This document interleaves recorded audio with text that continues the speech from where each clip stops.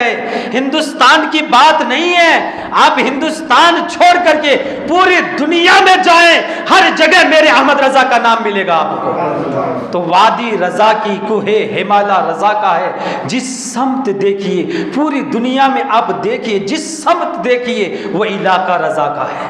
یہ مقام کیوں ملا؟ کس وجہ سے ملا؟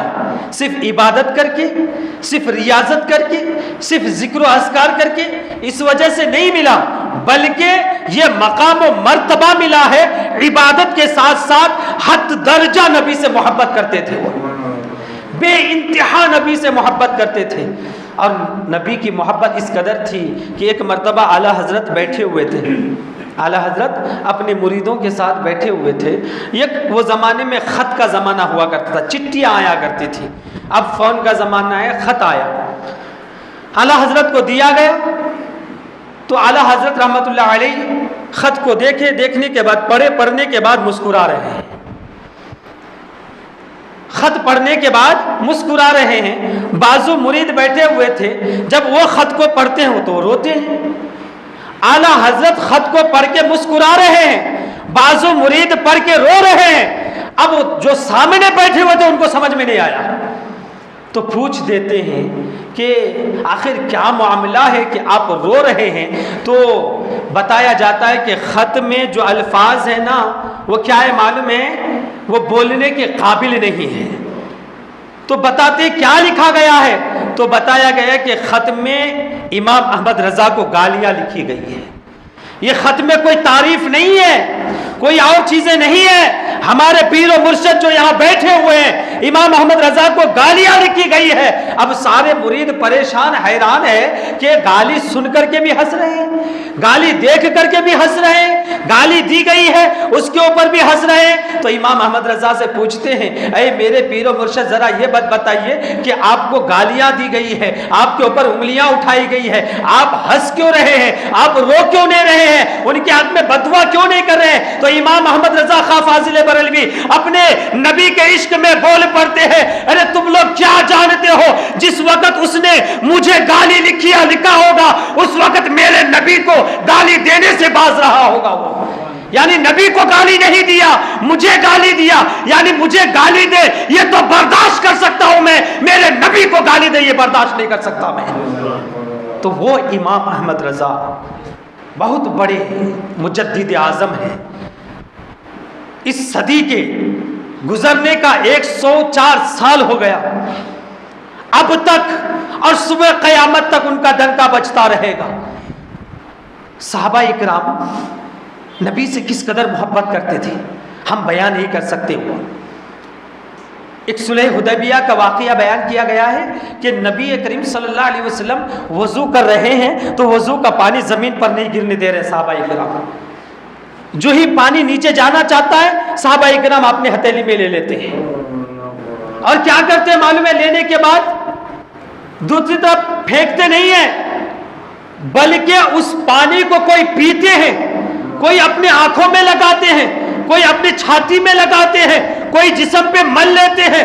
جب وضو ختم ہو جاتا ہے، پانی ختم ہو جاتا ہے اور پانی باقی نہیں رہتا، اب صحابہ دوسرے صحابہ ہے اس کو پانی نہیں ملتا، تو وہ کیا کرتے ہیں معلوم ہے؟ جس ہاتھ میں نبی کا پانی گرا تھا، نبی کا پانی گرنے کے بعد وہ صحابہ مل لیتے تھے تو اس ہاتھ کو دوسرے صحابی مل لیا کرتے تھے۔ کیوں معلوم ہے؟ اس ہاتھ میں نبی کے جسم سے لگا ہوا پانی ٹچ کر گیا تھا، پانی نہیں ملا تو وہ پانی جس پانی سے صحابہ کرام کا ہاتھ ٹچ ہوتا تھا اس ہاتھ کو چومتے تھے وہ۔ تو اس قدر محبت کرتے تھے صحابہ کرام نبی سے کہ بیان نہیں کر سکتے۔ ایک دن صحابہ کرام نے عرض کیا، یا رسول اللہ علیہ السلام، یا رسول اللہ علیہ السلام، ہم آپ کو دیکھتے ہیں کہ آپ کے سامنے جانور بھی سجدہ کر رہا ہے، آپ کے سامنے پیڑ پودے سجدہ کر رہا ہے، تو کیا ہم کو اجازت نہیں کہ آپ کو سجدہ کر لیں؟ اگر آپ اجازت دیں تو ہم آپ کو سجدہ کر لیں گے۔ کیا ہم جھاڑوں سے کمتر ہیں؟ کیا ہمارا مقام و مرتبہ جانور سے بھی کمتر ہے؟ آپ کو جانور سجدہ کرے تو چلتا ہے، آپ کو پیڑ پودے سجدہ کرے تو چلتا ہے، اگر ہم سجدہ کرنا چاہے تو کیا ہو جائے گا؟ اللہ کے رسول فرماتے ہیں اللہ کے علاوہ کسی کو سجدہ جائز نہیں ہے، اللہ کے علاوہ کسی کو سجدہ جائز نہیں ہے، وہ چاہے میں کیوں نہ ہو جاؤں۔ اللہ کے نبی فرماتے ہیں وہ چاہے میں کیوں نہ ہو جاؤں مجھے بھی سجدہ جائز نہیں ہے۔ ہاں اگر اللہ کے بعد کسی کو سجدہ کرنے کی اجازت ہوتی تو میں بیویوں کو حکم دیتا کہ شوہروں کو سجدہ، میرا حکم نہیں دیتا، میں بیویوں کو حکم دیتا شوہروں کو سجدہ کرو۔ یعنی اللہ کے رسول صلی اللہ علیہ وسلم نے صحابہ کو یہ درس دیا ہے کہ دنیا میں چاہے کتنا بڑا آدمی ہو جائے، کتنا بڑا آدمی ہو جائے، وہ نبی سے بڑا ہو نہیں سکتا ہے، ان کا مقام نبی سے بڑھ کر مقام ہو نہیں سکتا ہے۔ تو وہ نبی جب اپنے سامنے سجدہ کرنے سے روک دیا ہے تو ہم دوسروں کو کیوں سجدہ کریں۔ اب چلیے اعلیٰ حضرت کی بارگاہ میں عشق کو یہاں لا کے ملاتا ہوں۔ اعلیٰ حضرت دیوانہ ہے، عاشق ہے، نبی کے روزے کے پاس پہنچ گئے ہیں، نبی کے روزے کے پاس پہنچ گئے ہیں، صلاۃ و سلام جاری ہے اور عرض کر رہے ہیں، کیا عرض کر رہے ہیں کہ میں آپ کا دیدار چاہتا ہوں، میں دیکھنا چاہتا ہوں آپ کو، میری خواہش یہ کہ میں آپ کی زیارت کروں۔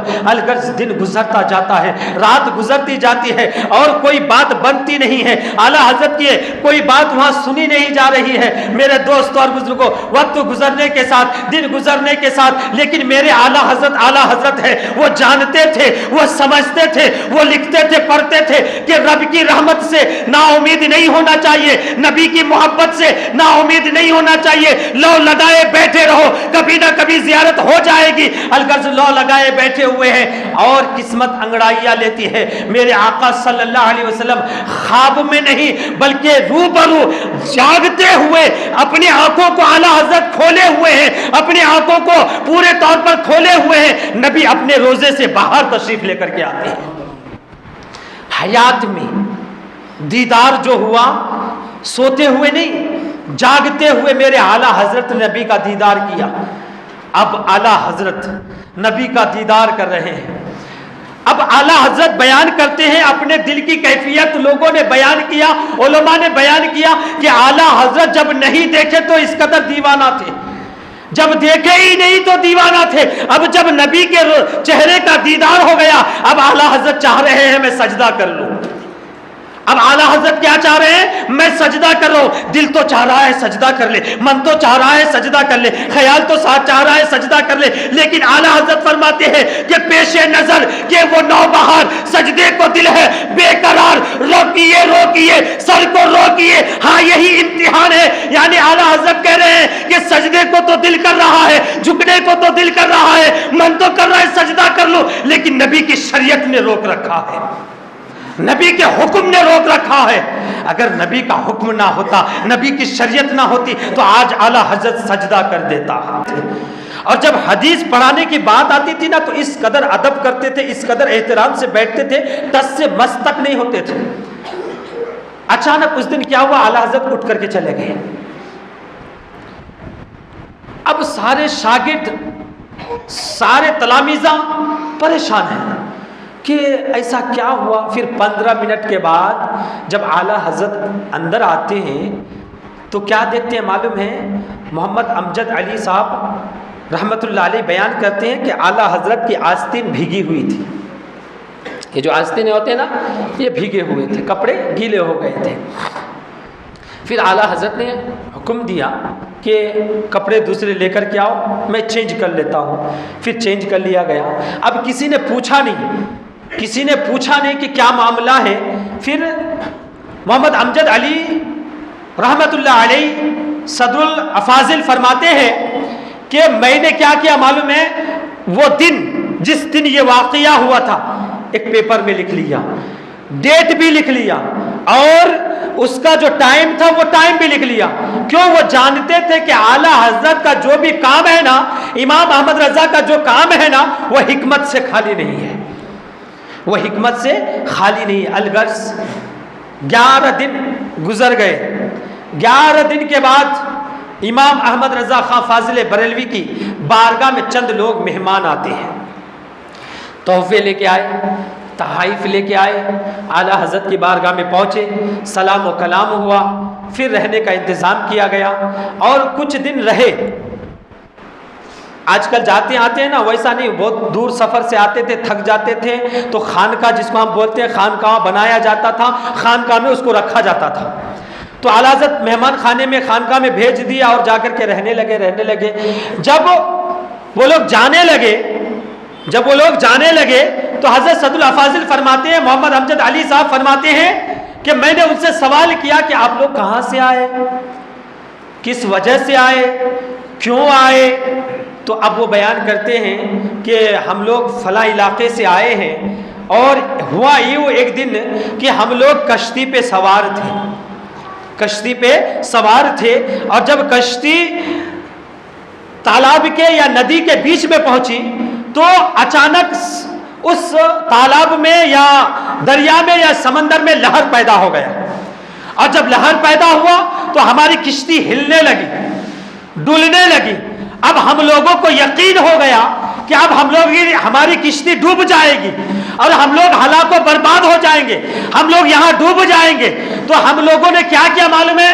اللہ کی بارگاہ میں عرض کرنا شروع کر دیا، اے اللہ تجھے احمد رضا کا واسطہ ہے، اے اللہ تجھے فاضل بریلوی کا واسطہ ہے، اے اللہ تجھے اعلیٰ حضرت کا واسطہ ہے، ہم لوگوں کو بچا لے.